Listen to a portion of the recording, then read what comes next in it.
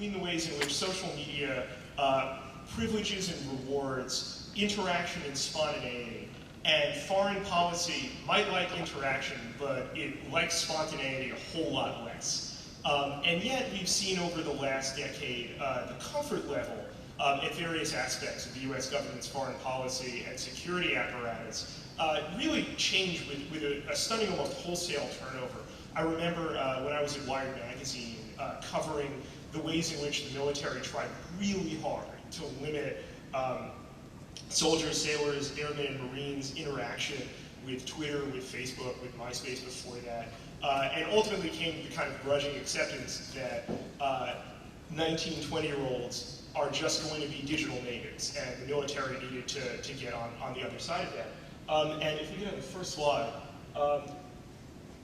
an index of how rapidly this all changed came when Jim Stavridis, as NATO commander, told the world through Facebook in 2011 and through Twitter that the NATO war in Libya was over.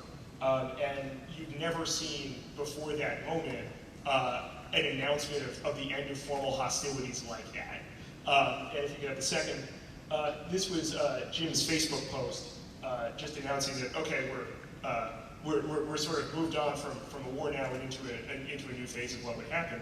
About a year later, if we get to the next slide, we had an example of basically how all of this can go wrong, which is the gates of the US Embassy in Cairo had been stormed, and the embassy's really aggressive, well-meaning social media team decided to speak to what it thought was the root causes of this anger, which was a really disgusting piece of nevertheless First Amendment protected speech in the United States, a video that went on YouTube called The Innocence of Muslims, which was extremely disrespectful to the Prophet Muhammad.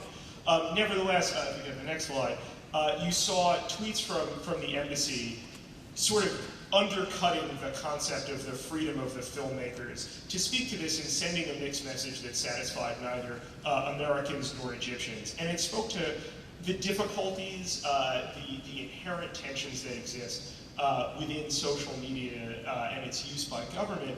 And so now I'd sort of like to ask the panelists to sort of both speak to that tension and run through just sort of where we've come, where we are, and where we probably will be going.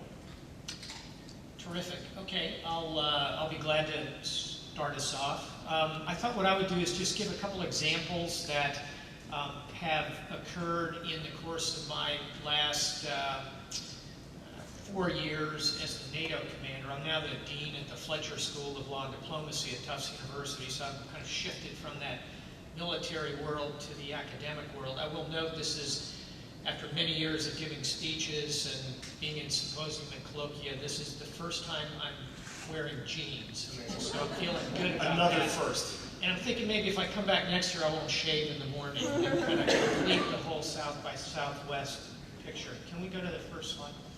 I'm going to try and just play a clip to give you an example of diplomacy at the speed of Twitter, if I could. Now, before we hit this, this obviously is our current Secretary of State, John Kerry. He's at a press conference in London. The United States and allies are marshaling forces about to strike Libya, or about to strike Syria, on the presumption that there are weapons of mass destruction in Syria, no chemical weapons. So at this press conference, you'll see Secretary Kerry, and we are 1 minute to midnight on these strikes. He's asked a question, is there anything that can prevent these strikes on Libya? Play the clip, please. Is there anything at this point that his government could do or offer that would stop an attack? Sure. He could turn over every single bit of his chemical weapons to the international community in the next week. Turn it over, all of them, without delay, and allow a full and total accounting for that. But he isn't about to do it, and it can't be done, obviously. Okay, so let's look at the date time stamp on this. It happens at 9:43 in the morning in London. And you can tell by that comment that the Secretary is giving essentially, well, you know, sure, would like to stop the strikes, and here's how he could do it. He could turn over those weapons. But he concludes by saying, but he isn't going to do it. That's impossible, because that's what he believes. 9:43 in the morning. Next slide. Left, look at the time date stamp, 10:45, Sergei Lavrov, the foreign minister of Russia. The Twitter sphere has lit up. Facebook has lit up. This is all moving very rapidly. There's no diplomatic coordination here. But at 10:45, Secretary Lavrov appears and says, this is an excellent idea. We can work with this. This could be a real possibility. And on the right, that's the foreign minister of Syria. At noon, again, nothing has moved formally or diplomatically. The foreign minister of Syria says, we accept the Russian proposal. We can work with this. This is, if I could encapsulate it in one scenario, this is diplomacy in the digital age. Next, please. So, not only happening in mixed scenarios like that, here's some tweets from Hassan Rouhani, who is, of course, the president of Iran. And he is reaching out in this world. I commend him for doing so. This is an exchange he's having with the Blogs of War, which is a very Western conservative defense blog set. And in this one, Rouhani is criticizing his own Ministry of Information for blocking conversation within Iran. It's a very different view of the Islamic Republic of Iran than we have been afforded through more traditional means of diplomacy and even through media. This is unfettered diplomacy in the digital age. Next, please. So here's someone I have an enormous amount of respect for. This is Dalia Zubeda. You've got her hashtag there. She is one of the most courageous and bravest people I know, and I've spent 37 years in the military. I know a lot of courageous and brave people.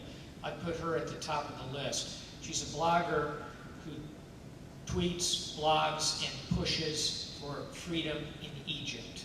And we don't have time to unpackage her story, but to encapsulate it, she has been named repeatedly one of the 10 bravest women in the world, one of the bravest bloggers in the world, and she was a strong force in the Egyptian revolution.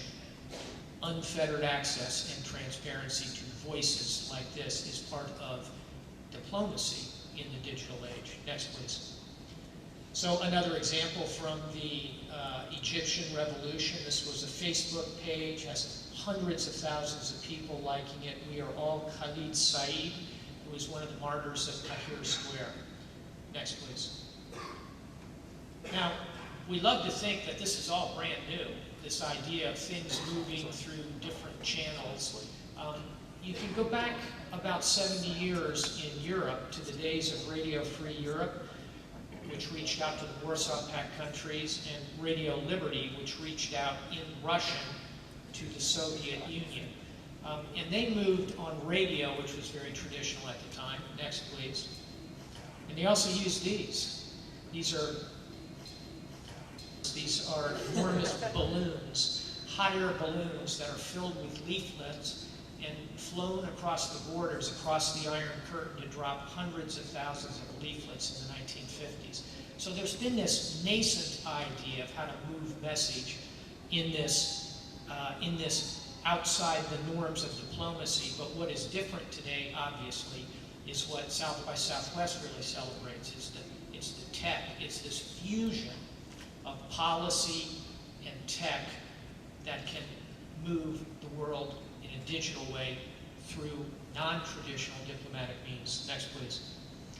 A couple other examples from the Far East and from the Gulf. Next, please. And to bring us up to the very present day, this is Radio Svoboda, which means freedom in Ukrainian. It's both an online outreach, it's a radio outreach. The cartoon, I think, speaks for itself. You see Putin and Yanukovych. These kind of methodologies of moving message in non-traditional means, I think, are reshaping diplomacy and security. Next, please. So I'll close by going back 100 years ago. 100 years ago. This is 1914.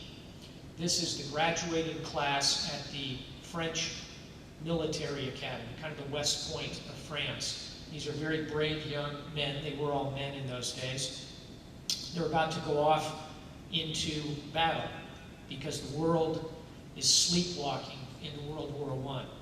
One of the reasons it did so was a lack of these kind of tools, a lack of transparency, a lack of quick means of communication, a lack of ways to get around the sometimes ironclad aspects of diplomacy. We're lucky to have these new tools. They also have a dark side and a dangerous side. I'm sure we'll talk about that in the panel. I'll conclude on a somber note. By the end of the First World War, by 1918, virtually all of these young men are dead. They die in this cataclysmic world war. I think if we had more access to the tools we enjoy today, which I include Twitter, Facebook, LinkedIn, all of these means of social networks, we can prevent catastrophes like this if we use those tools well. Next slide. Thank you. So good morning to everyone. My name is Farah Pandith, and I'm now at the Kennedy School at Harvard, where I'm writing a book. But for the last 10 years, as you heard Spencer say, I was privileged to serve our country for both President Obama as a political appointee. And it's important for me to say that to you because the subject matter that I'm going to talk about is my role in terms of engaging with Muslims around the world in a post-9/11 context. Admiral Stavridis said something very important in terms of the narrative that is out there. And I want to talk for a minute about the narrative in which I had to do some of my work. You will remember that in 1993, a gentleman named Samuel Huntington put out something called The Clash of Civilizations, which is a book, but it's also an article that was in Foreign Affairs that actually basically said that there is a West versus Islam. Fast forward to a non-state actor called Al-Qaeda and its affiliates who have taken that narrative and expanded it even larger so that their narrative is about an us and a them. Their narrative is that there is a monolith of Muslims around the world, one kind of Muslim, and it's got to be like them. In that ecosystem, our government had to find a way to engage with 1/4 of humanity. There are 1.6 billion Muslims in the world, 1/4 of humanity, and 62% of that number is under the age of 30. The demographics are huge.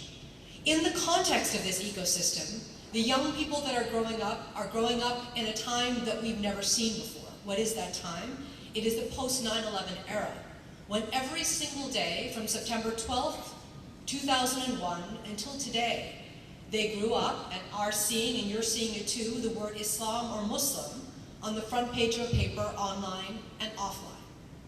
That has shaped the way they think about themselves. They've thought about their identity in very different ways.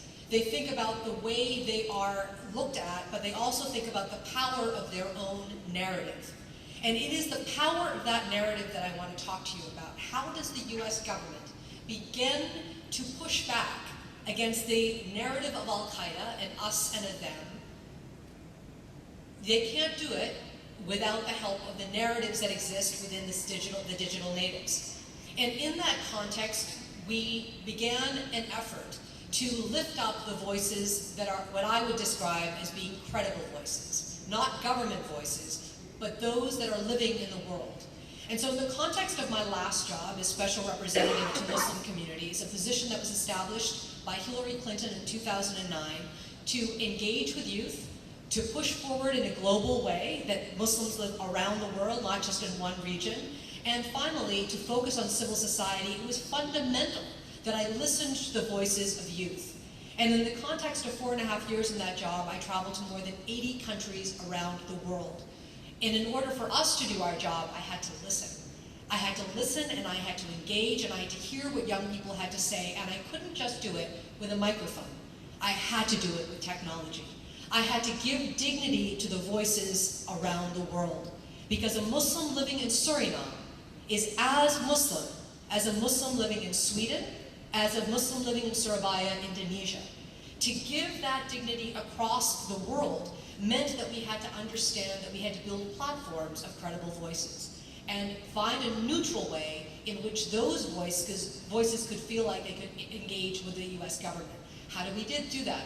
We did that through Facebook, through Twitter, through online platforms where young people could A, share their stories and be the credible voices to push back against bad things, but also in a great way to tell their own stories so that they're defining themselves in ways that Al-Qaeda is not defining themselves, or that the front page of the New York Times might not be defining them.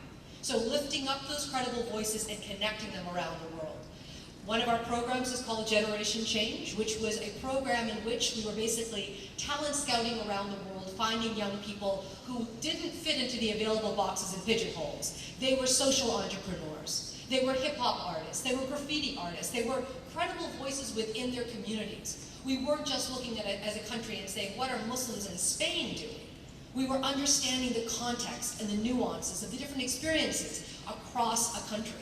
So by lifting up these thousands and thousands of different kinds of voices, we're beginning to see a new kind of reality that was about Muslim youth around the world. Generation Change has 30 chapters around the world of voices that were never known to the US government, but more importantly, had never been connected across the globe. So we use the strength of the United States government to be the convener and the facilitator and the intellectual partner with the ideas that we heard on the ground, but we use technology to build that credible space for them to be able to tell their stories. I also want to talk about the importance of access to the US government, because I think it's wonderful that you saw these slides about where we were. And it's important to remember the way government thought about ourselves. We have a hierarchy in government, and around the world we look at things, the title and the person who's sitting in the Oval or in front of the fireplace or at the podium. And oftentimes a regular person doesn't have the access to an ambassador, to an undersecretary, to an assistant secretary of state. Do you guys even know what those positions are? Some of you are like, what? But it matters. When you have senior government officials that are on Twitter and can get direct messages from people, it means that any person on the planet that has access can send me a message, send anyone a message about what's going on. And that's what happened in my job.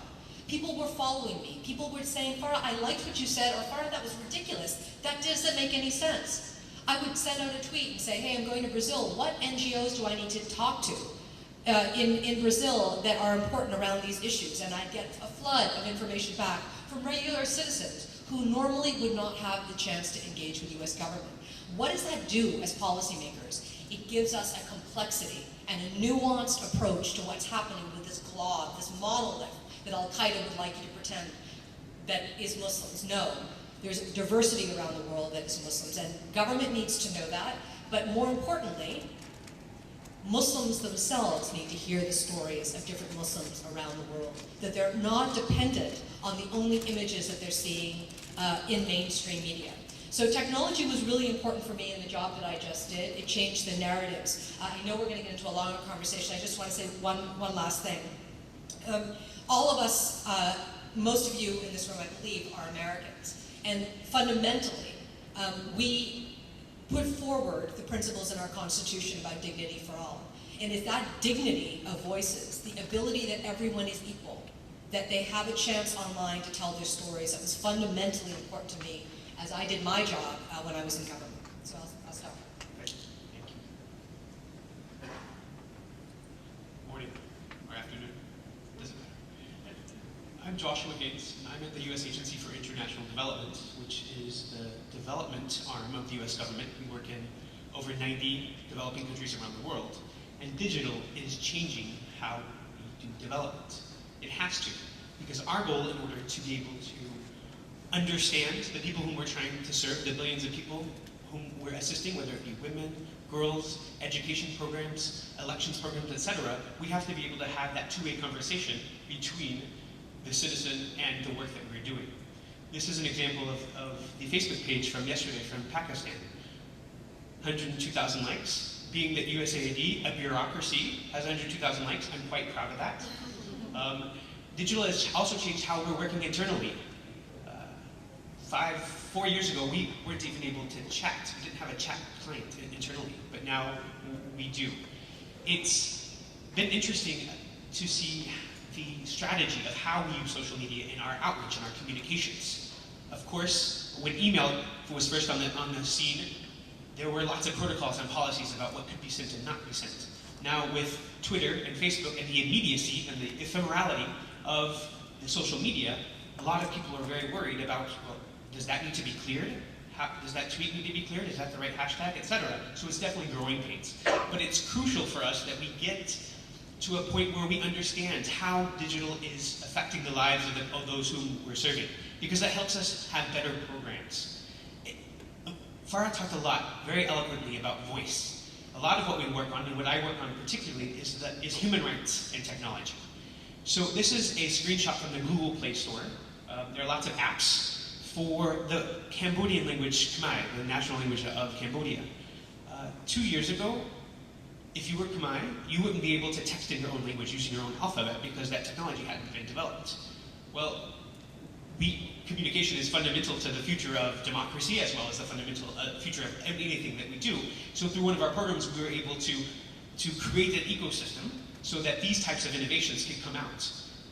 Now, people in Cambodia who have Android phones, which it's not everyone, let's be honest, still have the ability to communicate in their own voice. Social media is also having a secondary effect. Last summer in July, in the Cambodian elections, a group of our election specialists went to northern Cambodia to understand from a group of women specifically how they got information about elections. A rural area, hardly electrified.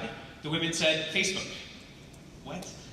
How can you have gotten that from Facebook? You don't have a telephone or a cell phone with an app on it, much less internet. They said, oh, we called our kids every day because the Facebook groups were indicating what was happening in the polls and the people. I can't tell you the number of countries I've been to where Facebook specifically is that parallel digital plaza where people come to talk about what's happening sometimes in countries where they can't talk about it on the street. So technology, as we know, is only a tool. It amplifies or it agitates. And there's the negative side of all this technology. This is a snippet from a Facebook post from Liga.net, which is a Ukrainian journalism network, from December. It's important to note it's from December, not a couple of weeks ago, given what's happening now. This report was indicating that their website had been DDoSed. An attack, a cyber attack, had taken their network down, their websites down, and we're seeing an unfortunate amount of increase in the number of cyber attacks on groups, human rights defenders, those looking at marginalized populations, like women or LGBT, where it's either attacked online, there's malware that people who don't have a great sense of digital hygiene wouldn't understand what this is and why it's important. So it's incumbent upon us, as programming in these areas of civil society and human rights, to also incorporate a proportional information security and digital hygiene into our programs. So we do have a number of programs that look at internet freedom and internet governance, so that those who do need to have a voice, yet are most vulnerable, have that ability over time to change their digital behaviors so that they know what a malware attack or man-in-the-middle attack is and know what to do with it and provide the appropriate resources. This is a photo from a tea shop in Tunisia. It took shortly after the Tunisian Revolution. Facebook, of course, is a hero to many people, especially in the Middle East and North Africa, but around the world. But these companies, if you think about it, now have an incredibly important responsibility in foreign policy. They have all the data. They have the ability to shut down an account when someone in Syria, for example, is taken by the Syrian army. So before they're able to get in and get all the contact lists, companies like Google and Twitter are at the table just as much in this fight for human rights, etc., as governments and as civil society and academia is. So it's important that we think about their role at the table as well, and how working with them can only further what we're doing in our goal for diplomacy and development. You know, the internet, there's a threat, I don't know if you've heard of it, that the internet might implode. The internet now, as we know it, it works. There are the geeks that do all the geeky stuff. Civil society, to make sure that the lawmakers are doing what they have to do. The lawmakers are trying to do what they can as well. The businesses are supporting it all. We're looking around the world, and especially in the developing world contexts, when there are lots of policy bodies or international bodies that are coming, and specific countries that are trying to say, oh, I think the internet should be controlled so that we can maintain our digital sovereignty, there's a real threat that if the internet were to go to a UN-style body of management, that one veto could cut everything off. So we're also working very hard in the developing world context, because in the international fora, a country like Burkina Faso has the same number of votes as the United States. Embodying civil society to be able to have that acumen of knowledge of what internet governance and policy means and how that affects all of us, so that we can keep a free, open, and safe internet. Thanks. Thanks very much. I thought I would ask some questions of the panel and then open it up for all the great questions that are going to come from you guys. So the first is, given something that Josh mentioned that I'm really sort of very interested in, how do you guys decide when to engage with someone? And given that you all come out of different but still pretty large bureaucracies, how spontaneous can you be and how spontaneous should you be? Depends on the incident. Certainly we have mechanisms to be able to be responsive as quickly as possible. We were able to go into Ukraine after, within 2 weeks, to be able to provide digital support to groups that we needed most. A lot of that preparation that we work on, I would love that we were able to mainstream all of these topics into all of our programming. But there just isn't the bandwidth. I think you mean perhaps when we're inundated with lots and lots of tweets and messages and requests for personal information. In that case, you do a sampling sort of thing. You try and grab some positives and some negatives. You want to respond to both of them. You want to give as much leverage as possible. You can't respond to everybody, but I think you try and pick and choose across the spectrum of opinion and engage in that sense.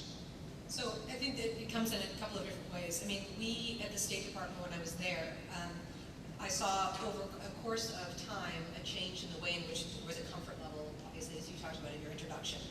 It's interesting, you should know this, that in the Bush administration was the first time the State Department actually had a senior government person starting to tweet on her own. Her name was Colleen Graffi. And when she did it, I remember people thinking, what is she doing? And how, there's no control. Josh was talking a little bit about clearances. The bureaucracy that we all live in government is clearances. Is everything okay? Is everybody all right with what you're saying publicly? We are at a very different time in 2014. So in terms of how you manage the flow of back and forth on Twitter or Facebook or anything else you happen to be using online, there are two questions. One is how does the government or agency handle that? And there are press people that are doing that all day, every day. And then there's a question about how you as an individual in your role, for example, me, when I was Special Representative to Muslim communities, how do I keep up with the very fast pace of ideas that are coming forward on Twitter and Facebook? Now, I brought in a senior advisor on technology because I needed to have a very clear presence online so that we could do all the things I talked about. But for me personally, people found this really surprising. I responded back myself to direct questions. I was out there, I was tweeting, and so as you heard, Admiral Stavridis say, you have to take a little bit of time to sort of think about what it is you want to say, because you're getting inundated with hundreds and hundreds of things, and crafting things in such a way that you're the biggest bang for your buck, so to speak. I've noticed throughout this panel that we've tended to use social media as sort of reducing to sort of three platforms in particular, which is Twitter, Facebook, and YouTube. I'm wondering, when you guys in your different capacities look out at the audiences that you're trying to communicate with, how granular do you get? How granular do you want to be? I presume that in a lot of different countries, certain social networks are more important and more useful than others. How deep do you go in this? Is it enough to just be on Facebook and Twitter in 2014? For me and my job, Facebook was very important. I mean, the numbers of people that are following me and my work and others and theirs on Facebook are really, really high. So that's a medium that was very important for me. I'll kind of build on that by saying, I said to my team, when I saw that Dick Cheney had a Facebook account, I said, gosh, there's got to be more. There's got to be something else going on here. So we tried to push out individual. We tried to work Flickr, Instagram, some of the Snapchat, those kinds of things. I think the world is becoming much more visual, no surprise there. And so in addition, and agreeing with everything Ambassador Pandith has said, I think we need to be mindful of what's moving in terms of how people are taking knowledge. More and more of that will be visual. And then picking up your point, we have to get into the regional networks. China's, famously, in fact, look at the Facebook. This is the world according to Facebook up here. And the bright light, and you ought to say to yourself, whoops, where's China? Some obvious reasons for that, but there are internal networks in China where you need to drill in as well. For us, it's the country context matters overall. In some countries, Twitter is used most popularly, like Lebanon. I was recently in Mozambique, where I was astonished by the number of people who are using WhatsApp and not even using SMS anymore, because WhatsApp's data and it's cheaper. And so that makes us, well, what does that mean? What is WhatsApp? How do we use that to our advantage? Yeah, but again, the other thing you do, obviously, Spencer, is you just kind of looking at numbers. 6 largest nations in the world, well known: China, India, Facebook, United States, Indonesia, and Twitter. And now with WhatsApp, Facebook is going to probably overtake India fairly soon as a nation, if you will. And building off that, something that I've noticed over the last couple of years is whenever there's a humanitarian crisis, the importance of digital apps, and even just bandwidth, is crucial for responses. I'm wondering, Josh, if you could sort of get into what you're seeing in terms of how USAID leverages, things like USAID and things that local developers create just to make sure that when, for instance, there would be an earthquake in Pakistan, people would know how to just quickly create a map that can find their relatives, find places in need, and available resources to get. Right, certainly. So, Spencer mentions USAID specifically, which is a crowdsourcing platform, open source, stems out of the 2007-8 Kenya election violence. So that's one platform we might use. We also have in-house geographic services that we're able to use, but a lot of it is monitoring what's happening on Twitter and Facebook and being able to respond, and using that also as that communications outreach, that this is what's happening, this is what we're doing, we're mobilizing this much to this place, etc. Can I say a point, though? I want to bring back the concept of a credible voice and who's doing it. So in a time of crisis, whether it is a natural disaster or something else, you mentioned the video that is going to be put out. I could also talk to you about the Danish cartoon crisis. I could also talk to you about the Geert Wilders film Vitna. Each of these things were crises, by the way, different kinds, but they were crises, and people died because of them. But who's the credible voice that's sharing it? Sometimes the U.S. government can't be the only one. That's why we would have to use very local platforms, or we would see that people were using them as the place that they trusted. And as a springboard for that, one of your initiatives, Farah, that I covered back in Wired, that I think would just be fascinating to go into for this audience, really did try and leverage people who are very comfortable as digital natives for something called Viral Peace that I hope you can just walk us through. So really quickly, we found very soon that we needed to do more to teach people who would come to us and say, look, we need to push back against Al-Qaeda and their ideology and these extremists that is coming forward in all kinds of ways. And they're smarter and faster than us online, and why can't U.S. government catch up? And we talk about the credible voices. And so we began to think more creatively about that, and how do you begin to get these digital natives to be able to do more for humanity, not just for the U.S. government, for humanity. We need to diminish the role of Al-Qaeda, its narratives online, and the way in which we can do that, one of the ways we can do that, is to let young people be able to get into that space and push back against what is out there. So we began developing a program of teaching, of beginning to curriculum and learning and leadership, so that regular people who are part of a movement online called Viral Peace, which is a very neutral and comfortable term that people were comfortable with, to be able to learn and get caught up on some of the techniques that the bad guys were using online, and how to get into that space to be able to push back. I will tell you, I think, you can confirm for me, yes, there was a really wonderful article that Spencer did in Wired on this initiative. I think it's one of the only State Department online initiatives in the countering violent extremism bucket that has ever been recorded by a publication like Wired, and we're very happy that that happened. But it gave us credibility that Wired did that, but more importantly, it gave the power back to all of you to be able to do something that is a scourge on the planet, which is pushing back against this extremist ideology. Wonderful points and a terrific program. Another thing that's moving out there in the digital world are the so-called MOOCs, massive online courses. That's kind of my new field, if you will, is education. And just coincidentally, here's a panel with 3 graduates of the Fletcher School of Law and Diplomacy at Tufts University.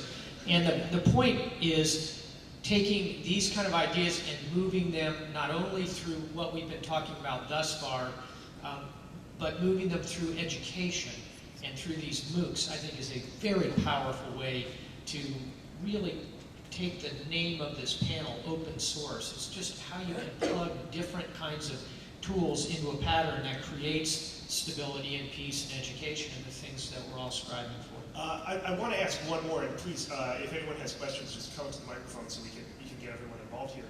But how do you deal on the issue of credibility, credible voices? You know, how do you make sure that you have an online presence that both recognizes that you guys come from a government perspective, but won't be dismissed by people as government propaganda? And as a related part of that, you know, one of my jobs at The Guardian is reporting out the NSA documents leaked to us by Edward Snowden. How do you see the Snowden revelations about widespread surveillance complicating future digital communities at the government when there's so much skepticism about this subject around the world? I think on the second one, we need a whole other panel to really get after that. But I'll just quickly say that the revelations have created a climate of distrust and have made it very, very difficult between the United States and many allies around the world. And it's going to take some time to rebuild that trust. As to the first one, how do you maintain credibility as a government official? It's hard. And there's no silver bullet. There's no badge of credibility you can kind of wear. I think you have to build a reputation for being open, for being honest, for taking chances in what you say. You have to be willing to engage on the edge of issues. Occasionally you get jerked back. That's when you know you came too close, like the dog to the electric fence. But I think by your actions, your tone, your responses, your sincerity, you can over time build a reputation. But I take both your points in the question that it's harder from a government perch than it is being in the world of education, for example, as I am today. Please, let's see the spirit of being on the bleeding edge of these conversations. Thank you. My name is Jenna Ben-Yehuda. I'm a recovering bureaucrat. I spent a long time in the State Department. And your question prompts me to think about Wikileaks, which I would argue actually validated a lot of the good work that was being done, and that showed that transparency, there was a lot of kind of goodness behind it, even though it was a mess to clean up after. But my question is actually about... Okay. If you could just stand a little bit closer to the mic. Sure. NISO, or Information Operations and Public Diplomacy.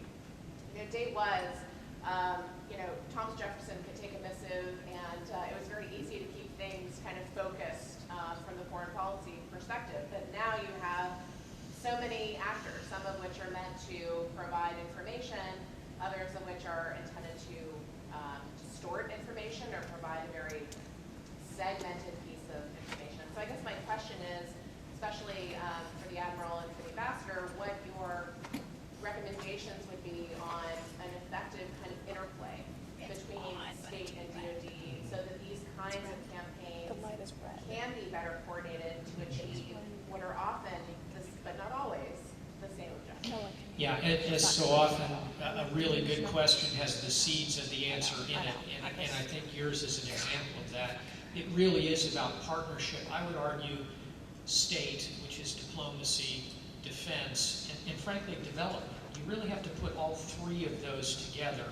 And the way to do that is at highest level by having leaders who spend time together. I know with Secretary Gates and Secretary Clinton, there was a constant interchange of ideas along with Administrator Rod Shaw. So if you have leadership at the top that are willing to work together, it tends pretty quickly to work down to the level where those of us in the bureaucracy are occupied. So I think it's leadership at the top, and it's the organizations working together. And I'll close by saying you also need to incentivize it. It needs to be a positive for someone's career if they are a military officer who spends time in the state, or like you, a foreign service officer who does a tour on the DoD, or a development officer who comes over. Integrating and providing incentives in the career sense are also important. Yeah, I thought that was exactly what I was going to say. It's the three Ds, as Hillary Clinton likes to talk about. But I also will say, for those, you happen to be somebody who was at state, I think. There are people in this audience that don't understand the bureaucracy of these governments, agencies, and departments. So, So sorry. Getting out from the bureaucracy means that there needs to be comfort in the cushy spaces that we are just learning about. And so being able to share the conversation about who and what is going on in a natural environment that is connected to the departments and agencies is really, really important. And it can't just be, sort of a one-off. It needs to be a consistent thing that's going on. So you kind of had to have your finger on the pulse of what's happening. Where does that happen? That happens in the field. That happens in our embassies around the world, who are going out and talking to civil society and getting a sense of the context in terms of what's happening, and being comfortable enough to come back and say, listen, I was in Cambodia and I saw this, or I was having this conversation in Oslo and saw that, so that you're being able to connect those things that are happening to the conversations that are happening at a very high level. Please. Last year's South by Southwest was really, I'll step back here. Yeah, you're good. There was a lot of discussion around social change and social media for cultural change. And then there was also the negative side, whereby people were being rounded up based on their social imprints, imprisoned or killed, and that their social networks were exploited so that distance would be Absolutely. What, if any, actions are you doing to either protect, promote their health and safety? Because it seems that they are the actors that stand the most to lose. Great question. Yeah, I don't think there's any doubt, as I talked about at the end of my brief introduction, that there are both good and ill that come out of these social networks, and the identification of those who are in the space. This is why someone like Dalia Zabita in Egypt is so brave, because she becomes known by doing this. The protections for people like those are at the macro sense. In other words, if we're going to protect people who are rounded up in a dark situation, we have to use other tools at our disposal to put pressure on these regimes. Not always successful. Occasionally you see an instance where the pressure and the spotlight being put on a dissident. Occasionally in China we've seen this, occasionally in the Arab world. More often than not, these people are taken away and there's no immediate sense that we can save them. But I would argue they're in a better position than in the past, because they are globally known, they're recognized, and that enables us to bring the more traditional tools of diplomacy, economic sanction, ultimately military force if necessary.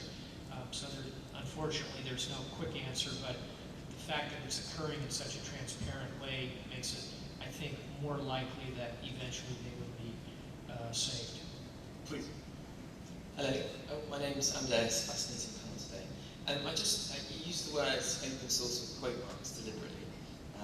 So Facebook, Twitter, Google, they're opaque. So we can't actually see what happens to all those messages when they're posted. Where do they go, where do they live, what are the processes involved? And China's Weibo is a great example of where they could go. So are there any sort of truly open source social networks, and are people concerned about these sort of things? And what other alternatives do people have? If I understood the question, are there any true open source networks? My sense is there are, that most of these are in fact quite open to anyone who has access to the internet.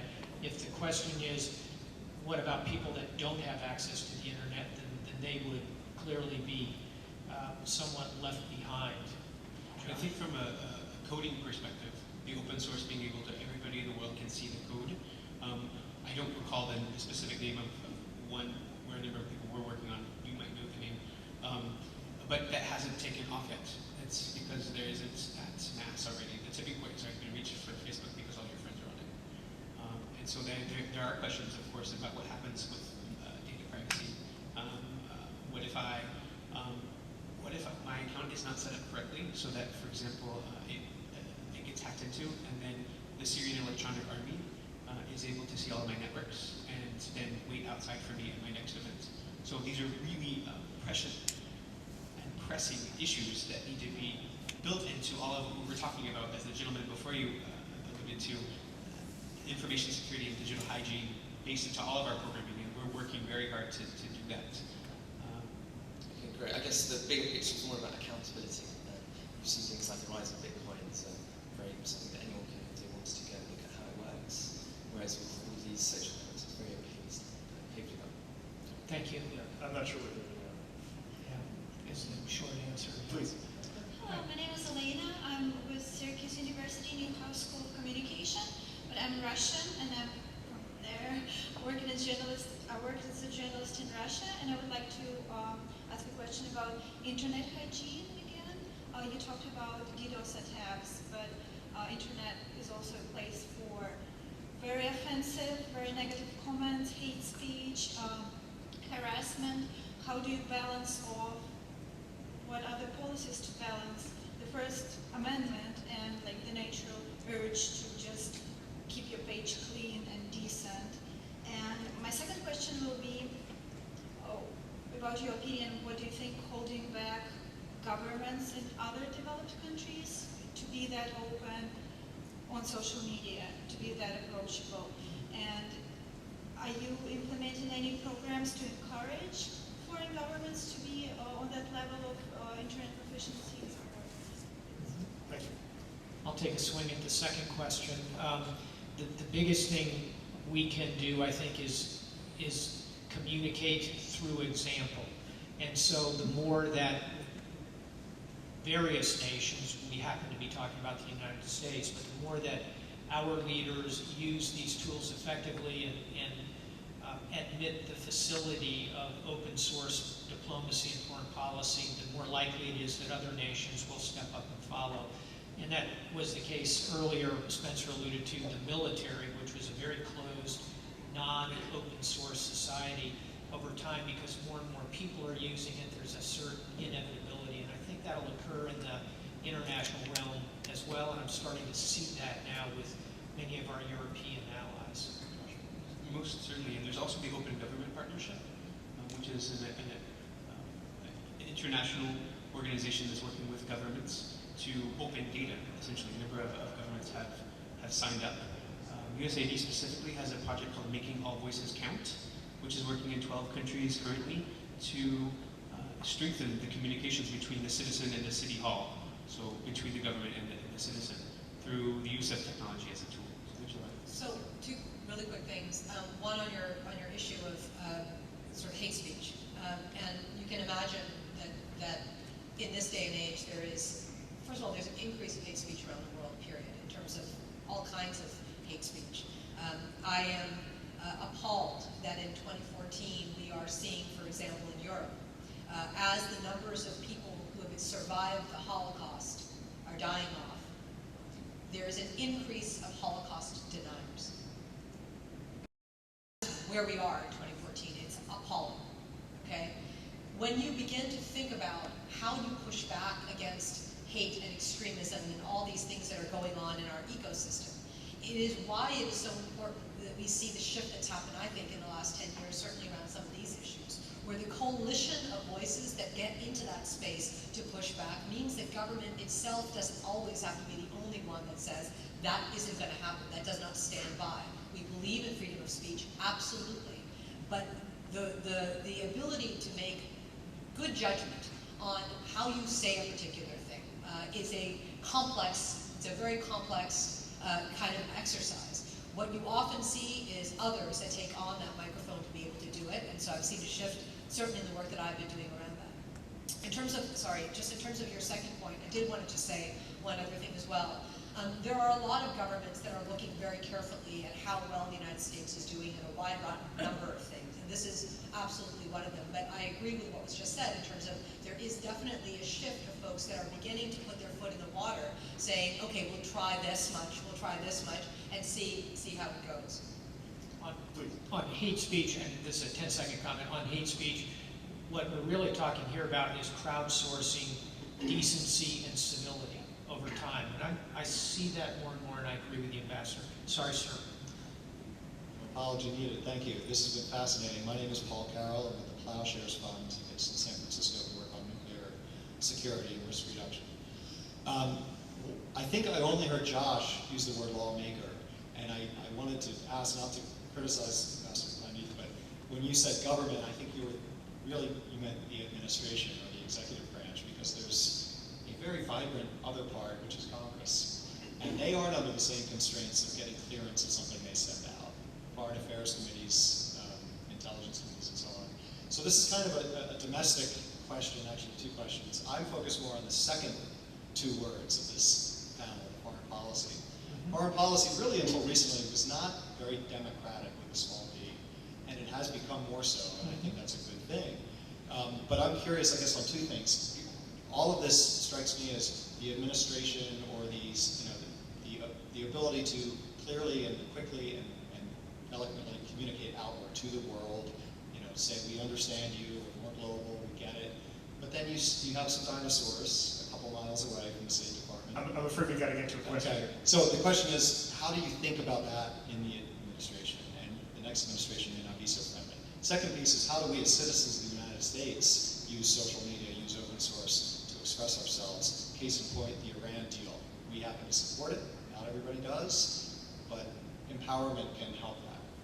So I was talking about the executive branch, and I appreciate you saying that, and it's a very important thing, distinction to make. Certainly, you said there were dinosaurs out there. Yeah, of course there are. Of course there are. But like anything, look, the generation like you that's out in the world, that the numbers of people, their voices are far larger and louder and moving at a pace that is moving us in a particular direction. Like anything, I believe we're going to get there. We're going to get, the generation of young people that I talk to around the world are complaining about things that I know within the next 2 to 3 years are completely not even going to be an issue anymore, because so many of the things have moved that fast. Government's challenge is being able to keep up with the shifts and the trends that are going on, and to keep the nuance alive, because it is about the nuance that will get us to the place we need to be. Sir? Robert Murray, I'm a local software developer. So my question is, how do you engage with the citizenry of a place like Venezuela that is going through issues, and we have economic incentive as a country to not engage or not overthrow the situation there because of our oil agreements with them? How do you engage to reassure the citizenry that we're supporting whatever democratic movements they're in? When you compare that against somewhere like Ukraine, that we can have a much better communication. I would say we do a lot of the things we've talked about here, Robert, which is kind of a spectrum that runs from statements by the President, the Secretary of State, our ambassadors, our diplomatic corps. You can send signals by how you move around your resources and development. You can shift military forces around. So those are, if you will, traditional kinds of things. What we focused on here today is how do you use the social networks to send these messages. And you can do it in a very structured way from within the department. You can encourage your ambassadors to be out there talking and tweeting. You can use surrogates who are connected, but this is sometimes called track 2 in diplomacy. You can use educational institutions. All of these have a role to play, and really the trick is using these new tools of technology to send messages. And thanks for raising Venezuela. It's an unbelievably important situation that is flying under the radar in a lot of ways. Yeah, I think we have time for one more, please. So earlier, you had mentioned outsourcing. Put your mic down. You had mentioned outsourcing civility. I think Crowdsourcing. Crowdsourcing civility. Right. It is often outsourced, you're correct, but it ought to be crowdsourced. Right. So if we look at what's happening in the PRC, at least with their domestic methods of influence and control over their own internal social networks, whether we're getting students who actually designate students as sort of minors, and that's not even over political topics, it's over civility and these other issues. Is that statement of crowdsourcing civility perhaps raise some concerns on your end? I think it's going to be very hard with, look at the map. Look what ought to be one of the brightest lights, but isn't. There's a real metaphorical content there. And I think that over time, I'm very hopeful that China as a great civilization and a great nation will see that the pros, the positives of being involved in the global conversation will outweigh the negatives. And I'm confident they will over time. Why don't you come up afterwards if you want to do another round? Because I think our moderator wants to wrap it up. So I just want to say one thing. This isn't about the other, by the way. I mean, we're sitting here in Austin in a really comfortable place. All of you are technology people. You guys get what we're talking about. But there's power in all of you here. Whatever you do, whether you're working at a foundation that's working on nukes or you're working as a writer, you have power in what you're saying, what you retweet, and how you calibrate the conversation that's happening globally. I don't think that there's a domestic agenda and an international agenda. Our world is combined. So I guess what I just want to leave you with is your own power and your own voices in this conversation. And on that excellent note, so you think before you drunk retweet, please join me in thanking our panelists.